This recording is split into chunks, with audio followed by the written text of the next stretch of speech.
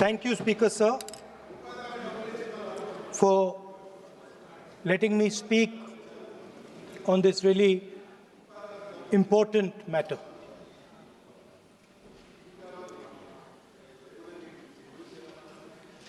Speaker, sir, have you ever wondered why Mahatma Gandhi laid such emphasis on khadi? Why was it that he framed the entire Indian freedom struggle around the concept of khadi? And why is it that he only wore khadi? Because khadi is not just a cloth. Khadi is the expression of the people of India. It is the imagination, it is the sentiment, it is the productive force of the people of Aaj pehna hu khadi. It is the expression of the people of India. Speaker, sir, whichever state you go to, you will find different fabrics. There's the Himachali cap, Assamese gamcha, Banarsi sari, Kanchipuram sari, Naga jacket, and you will find that all these fabrics represent the people. When the people of Assam give you the gamcha, they're not just giving you a piece of cloth. They're giving you an expression. They're giving you a piece of their history, their tradition, their future, their imagination.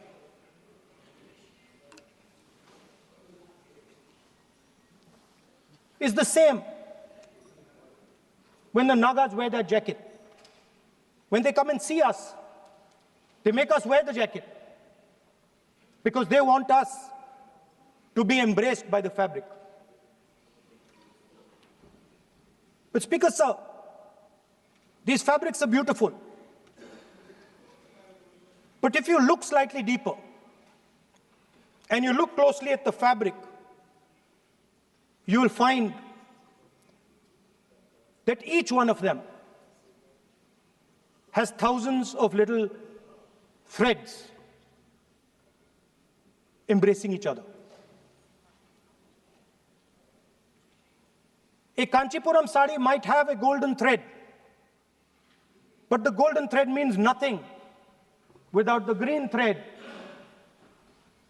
or the yellow thread near it. The other thing to notice about the sari or any other fabric is that all the threads are equal. No one thread is superior to another thread. They all come together. The threads cannot protect you. The threads cannot keep you warm. But when they come together as a fabric, they can keep you warm, they can protect you, they can express what you have in the heart. Speaker, sir, in the same way, our nation is also a fabric. It's a fabric made up of 1.4 billion people, and the fabric is woven together by the vote. Let me repeat it. It is a fabric of 1.5 billion people, and it is woven together by the vote. Everything that we see,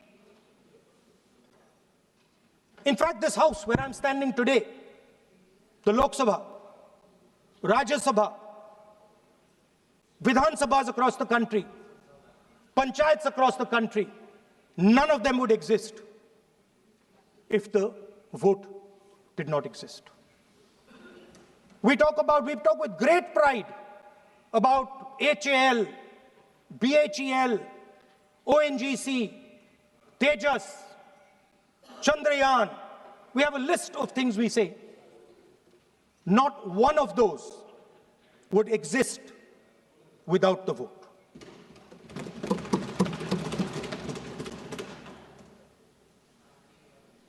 Speaker, sir, it is the idea that every thread, every person in the Union of India is equal that disturbs my friends in the RSS. They are happy to see the fabric, but they cannot stand the idea that every single person in the fabric of our country, regardless of what religion they come from, regardless of what community they come from, regardless of what language they speak, should be equal. Because they fundamentally do not believe in equality. They believe in a hierarchy, and they believe that they should be on top of that hierarchy. Speaker, sir, on the 30th of January, 1948, 3 bullets pierced the chest of Mahatma Gandhi.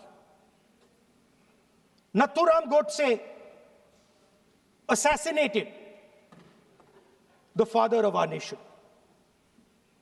Today, our friends do not embrace him. Today, our friends have pushed him away. He's an uncomfortable truth. But that's not where the project ended. You see, as I said, everything has emerged from the vote. All the institutions have emerged from the vote. So it's obvious that the RSS has to capture all the institutions that have emerged from the vote. So the project, after Gandhiji's assassination, the next step of the project was the wholesale capture of India's institutional framework.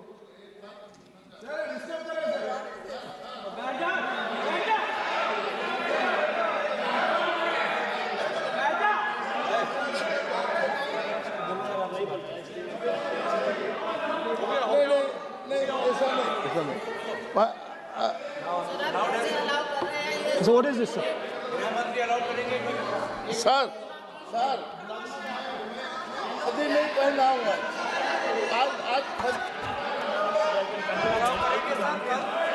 I'm doing, relax. मैं बुलाता हूँ please बैठिए So, please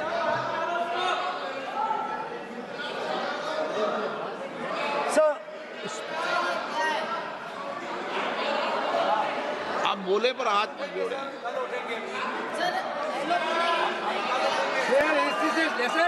sir, these are uncomfortable truths, but they have to be spoken.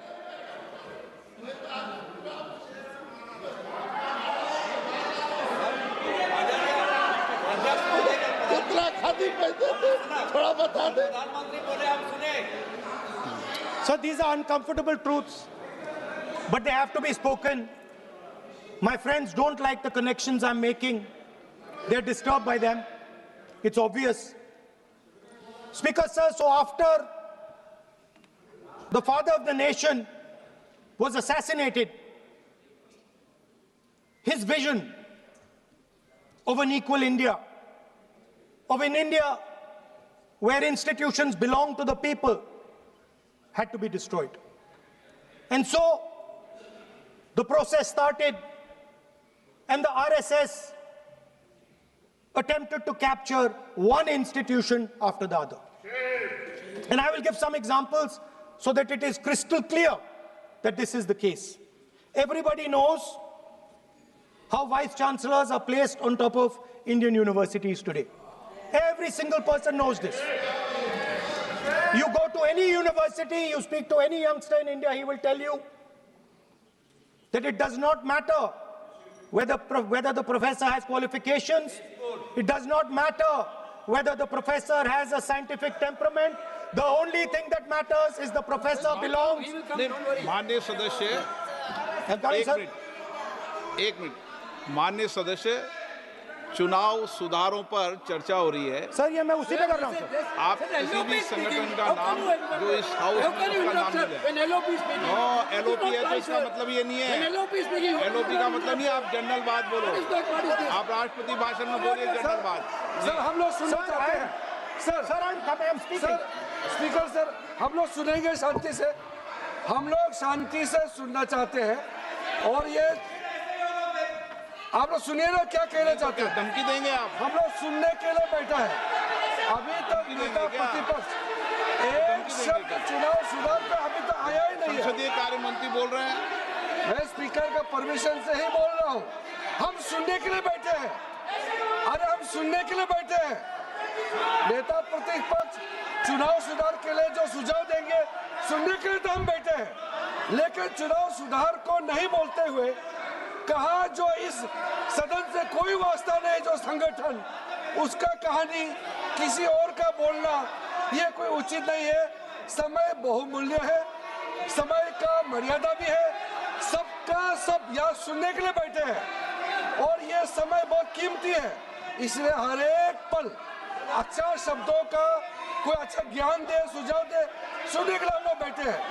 मेरा एक सीमित अनुरोध है नेता प्रतिपक्ष से, आप विषय पर ही रहिए। हम लोग सब बैठे हैं, गृह मंत्री जी भी सुनने के लिए बैठे हैं, लेकिन आप विषय पर नहीं बोलेंगे तो जो विषय तय किया गया है उसे क्या मतलब है? अगर चुनाव सुधार पर ही नहीं बोलेंगे तो फिर इतना समय सबका क्यों बर्बाद करना चाहते हैं नेता प्रतिपक्ष? Should I leave? Then you speak. Should I leave? You speak then. You speak. What is it? You are Parliamentary Affairs Minister. You are a Parliamentary Affairs Minister. You are disturbing the lobby. How can it be? You are a Parliamentary Affairs Minister. You are disturbing the lobby. Subject में नहीं आपका lobby. आपका lobby subject में नहीं है. ये विषय कर रहे हैं. The discussion. One second. The discussion is about the vote and electoral. The discussion is about the vote. एक मिनट सर, मुझे बोलने दीजिए। एक मिनट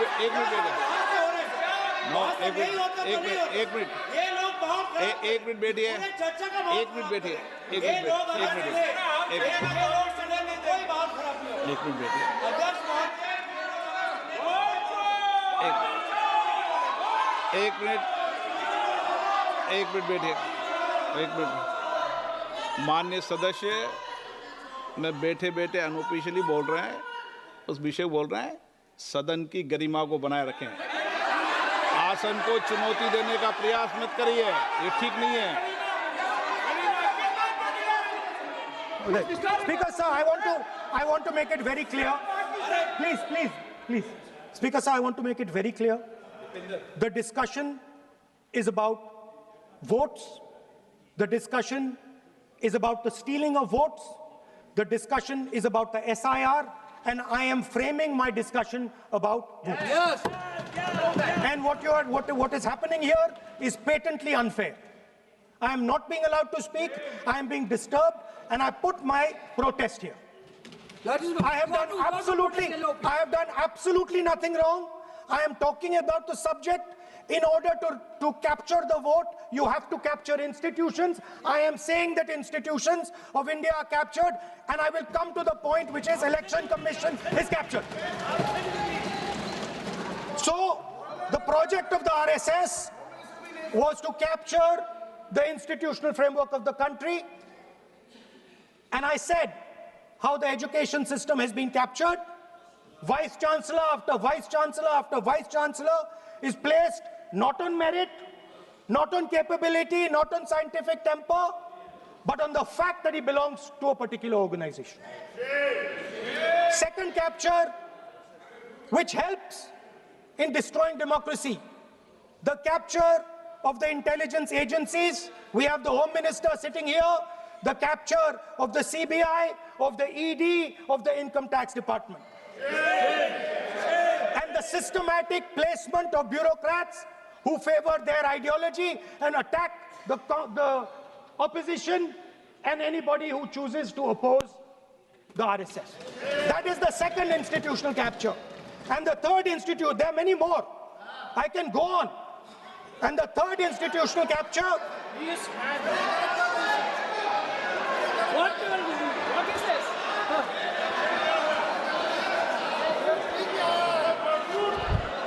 Mr. Minister. मानिए प्लीज मानिए. It has become sonite.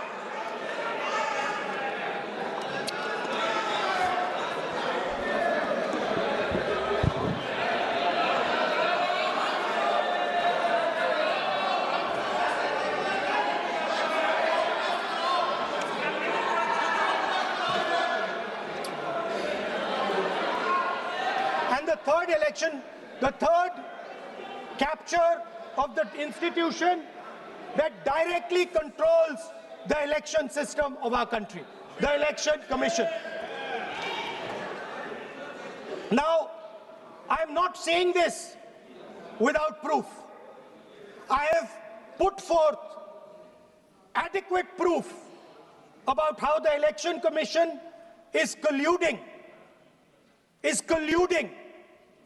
with those in power to shape the elections. But I want to ask three questions first, which will make it very clear that the BJP is directing and using the Election Commission to damage India's democracy. The first question, why is it that the CJI was removed from the selection panel of the Election Commissioner? What motivation could there be to remove the CJI? Do we not believe in the CJI? Of course we believe in the CJI. Why is he not in that room? I sit in that room. It is so-called a democratic decision. On one side, Prime Minister Narendra Modi and Mr. Amit Shah. On the other side, the leader of the opposition. I have no voice in that room. What they decide is what happens. So the first question, why is the Prime Minister and Amit Shah so keen on choosing exactly who the Election Commissioner is going to be?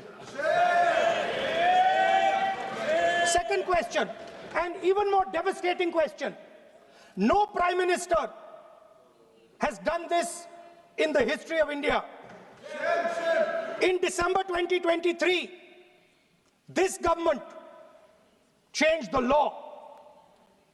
They changed the law to make sure that no election commissioner could be punished for any action they take while they are election commissioner. Yes.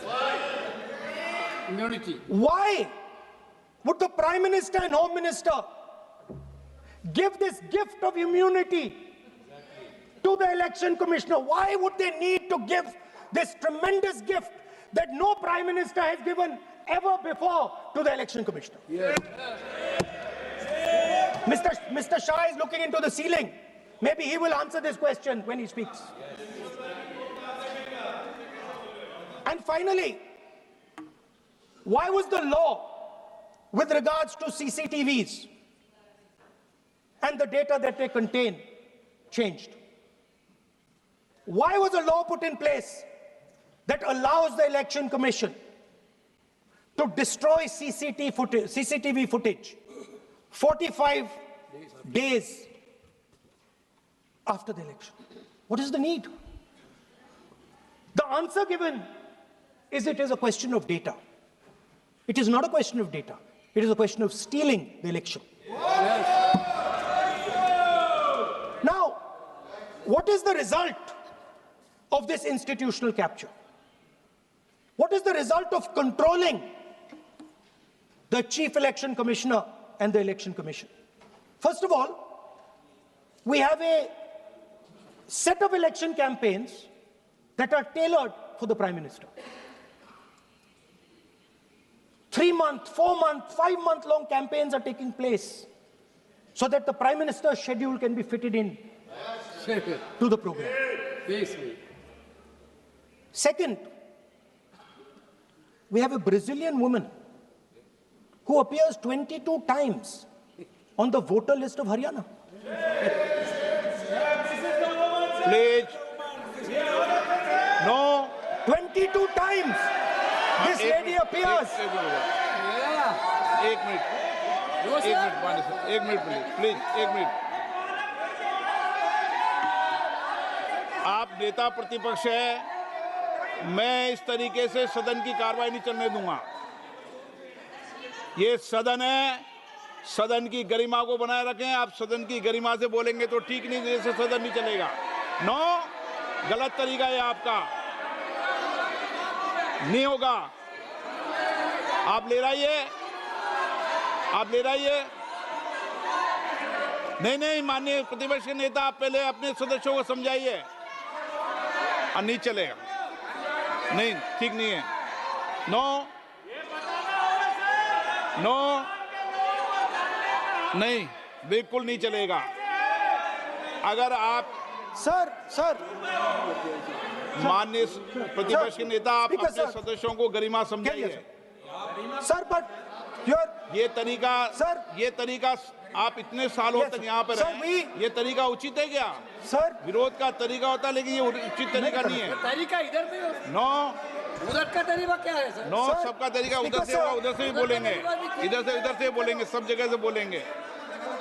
Speaker sir, I don't agree with the showing of photographs here, but it is a reflection of our democratic structure.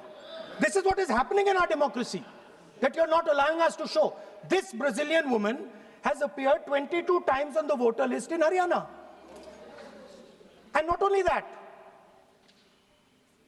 there is one woman whose name has appeared 200 times, more than 200 times in one booth in Haryana.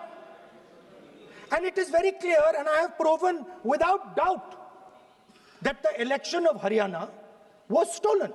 And the theft was ensured by the Election Commission of India. I've said it again and again and again.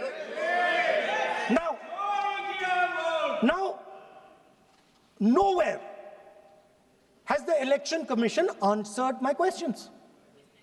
The Election Commission has not told me why this lady's picture has appeared on the polling list. They have not told me why lakhs and lakhs of duplicate voters are existing. They have not told me why a BJP leader is coming from Uttar Pradesh to vote in Haryana. These are straightforward questions. And there is clear proof which I have put in front of the country. Right? But the Election Commission has no answer to these questions. And that is the result of the complete capture of the Election Commission by the people across the aisle. By the way, you're talking about SIR in Bihar. Let me say something about SIR in Bihar. Why is it that after the SIR in Bihar, 1.2 lakh duplicate photos are existing in Bihar, in the voting list? If you've cleaned up the voting list, why are there 1.2 lakh duplicates in Bihar? And we've not just proven this about Haryana. We have proven this in Karnataka, we have proven this in Maharashtra, and I'm absolutely certain this is how you're winning elections in Madhya Pradesh, in Uttar Pradesh, in Bihar, across the country. Now, so what I'm putting on the table is, it is very clear that you've captured the institution. I've shown the mechanism of that capture. I'm also showing you how the Election Commission is doing things that are completely out of line. I'm not getting any answers. Right? So now, let us come to how, when we are talking about electoral reform. Electoral reform is very simple. The point is, nobody wants to do it. The government doesn't want to do it. What does electoral reform require? What we've been saying. Number one, give machine-readable voter lists to all political parties 1 month before the election. That's the first step. The second step is take back the law that allows the destruction of CCTVs. CCTV footage. Very simple, not difficult. While you're doing that, also tell us what is the architecture of the EVM. Give us access to the EVM. Let our experts go and see what is inside the EVM. Till today, we have not had access to the EVM. We are not shown the architecture of the EVM. We're not physically allowed to go and see an EVM. Give us the architecture. Give us access to the EVM. And finally, please change the law that allows the election commissioner to get away with whatever he wants to do. That's all the electoral reforms you need. And I want to assure the election commissioner that they might be under the impression that this law lets them get away with it. Let me remind them, don't worry, we are going to change the law, and we are going to change it retroactively, and we are going to come and find you. Right? So this is the situation that the country is faced with. You know, everybody says to us, India is the biggest democracy. Actually, I was thinking today, we're not just the biggest democracy, we're the greatest democracy. And I'm not saying it just like that. I'm saying it, America calls itself the oldest democracy. But the democracy that weaves together the largest number of people, the largest diversity of people, the largest number of languages, the largest number of states is this country. And so our most powerful asset, the thing that stitches together the entire concept of modern India, stitches together the fabric of modern India, brings people together, allows them to build this great nation, is being attacked by these people. They're destroying it. You know they're destroying it, I know they're destroying it, and they know they're destroying it. And I'd like to conclude by saying that the biggest anti-national act you can do is vote chori. There is no bigger anti-national act that you can do than vote chori. Because when you destroy the vote, you destroy the fabric of this country. You destroy modern India, you destroy the idea of India. So I'd like to conclude by saying vote chori is an anti-national act, and those across the aisle are doing an anti-national act. Thank you.